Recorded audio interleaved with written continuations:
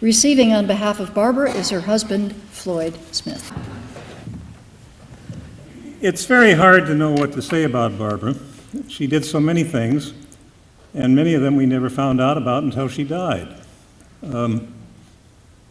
She did get, for example, this award from the government of Russia.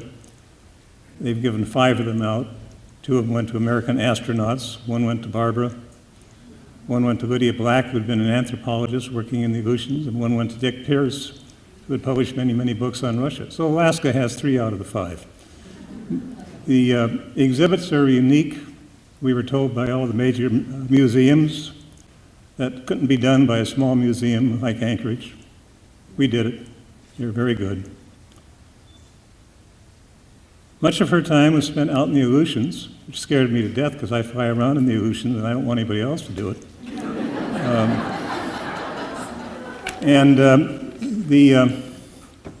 Primarily she was concerned with the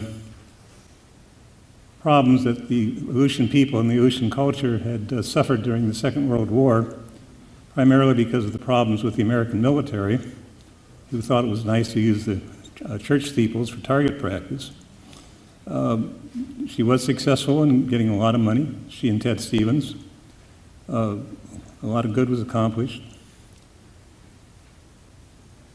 She worked on a lot of political campaigns. I will say, Fran, that she thought yours would, I don't see Fran, that hers was the most fun she had in a long time. She's just sorry you didn't win.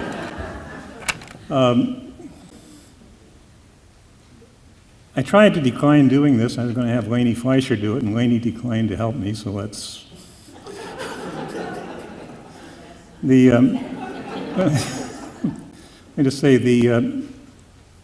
she still had one project left at the time she died. She had a very much beloved and respected great-great-aunt, Libby Jane Sweetland, who was from Dryden, New York. Barbara's ancestors had founded the town because they'd gotten Revolutionary War grants for being on the right side. And Libby Jane was a woman who had graduated from Cornell in about 1888, thereabouts, with a science degree, and had gone off to teach with a couple of universities giving her degrees. And in 1898, she decided that the incumbent superintendent of education, a Republican, was not doing the job correctly. So she registered to run against him. Now, at the time, women were not allowed to vote in New York State. That was 1898. And so the Republican suggested to the court that it was improper for her to be allowed to run because, she couldn't vote.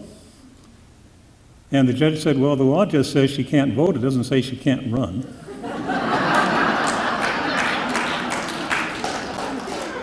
And the judge, who was her father for Tompkins County, proceeded to endorse her for the election.